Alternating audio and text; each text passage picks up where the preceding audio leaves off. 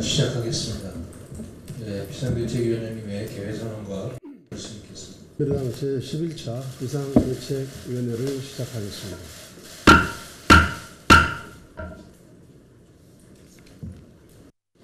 최근 한국은행은 금년 경제성장 전망치 3%를 포기했고 내년도 물가상승률 예상치는 2%가 채 안 됩니다.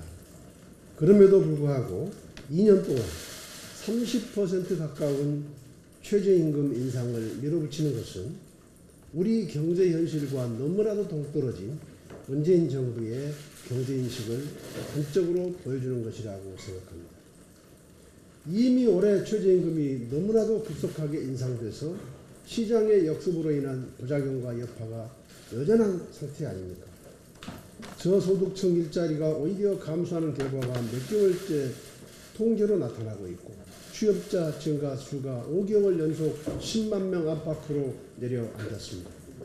소득 최하위층은 오히려 소득이 감소해 소득 분배가 도리어 악화되는 등 시장의 약자를 위한다는 최저임금 인상이 저소득층 일자리와 소득을 빼앗는 역설이 일관되게 확인되고 있습니다.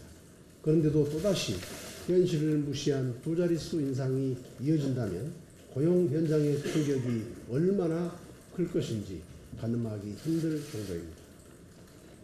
이래놓고 내년에도 일자리 안정자금 등 최대 6조 원의 국민 혈세를 퍼부으면서 땜질식 후속 대책에만 골몰하는 것을 보면 경제와 민생, 일자리에 반환한 문재인 정부가 역대 최악의 무능 정부라는 사실을 다시 한번 확인시키고 있다고 생각합니다. 기업주는 지불 능력이 없어서 범법자가 되고 최저임금이 절실히 필요한 사람들은 오히려 일자리가 줄어드는 이 역설 앞에서 문재인 대통령은 작금의 경제 현실을 냉정하게 직시해야 합니다. 문재인 대통령에게 호소합니다.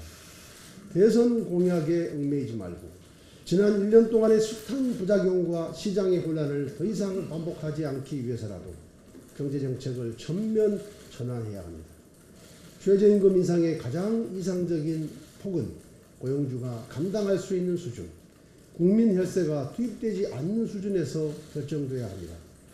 내년도 최저임금 인상에 대해 아직 최종 결정이 남아있는 만큼 문재인 대통령이 직접 나서서 결단해 주시기 바랍니다.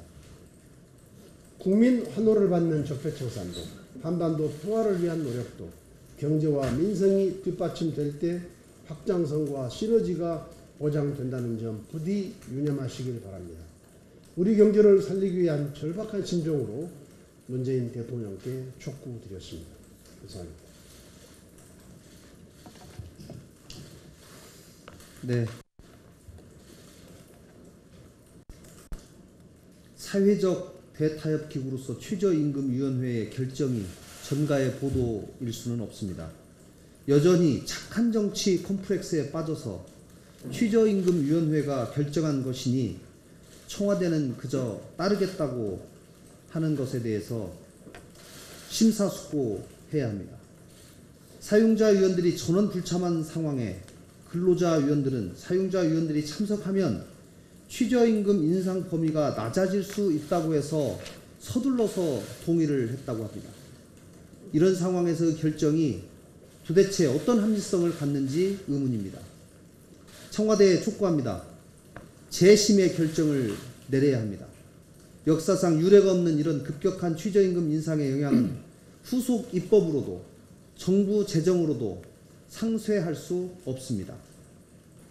이번 최저임금 인상 결정에 대해서 대기업, 재벌이 아니라 영세 소상공인들이 불복종을 하겠다고 하고 있습니다. 오죽하면 이런 이야기들이 나오고 있는지 청와대와 정부 여당은 직시해야 합니다. 민주당은 최저임금은 이만하면 됐으니 관련 입법 논의로 넘어가자라는 입장을 보이고 있습니다. 상가임대차 보호법, 가맹사업법 등 경제적 약자들에게 도움이 된다면 바른미래당도 관련 입법 논의에 적극 동참하겠습니다.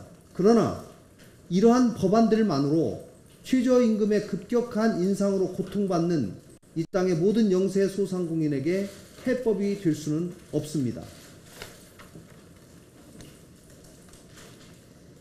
기무사의 정치 개입 사건과 관련해서 송영무 국방장관 현찮은 대응에 대한 의문이 일파만파입니다. 일각에서는 독립수사단의 수사 대상이 아니냐라고 하지만 현직 장관이 자신의 입으로 스스로 그 경위를 밝히면 될 일입니다. 감사원장과 구두로 나눈 이야기를 외부 법률 자문이라고 밝힌 것에 대해서 착오가 있었다고 하는 국방부의 발표 역시 문제입니다. 반복되는 여성 비하 발언으로 구설수에 올랐으며 국기문란 문건에 대한 소극적인 대응으로 일관하는 송영무 국방부 장관이 과연 국방개혁을 제대로 이끌 수 있을지 의문입니다. 청와대는 송 장관의 거취 문제에 대해 명확하게 답을 해야 할 때입니다. 이상입니다.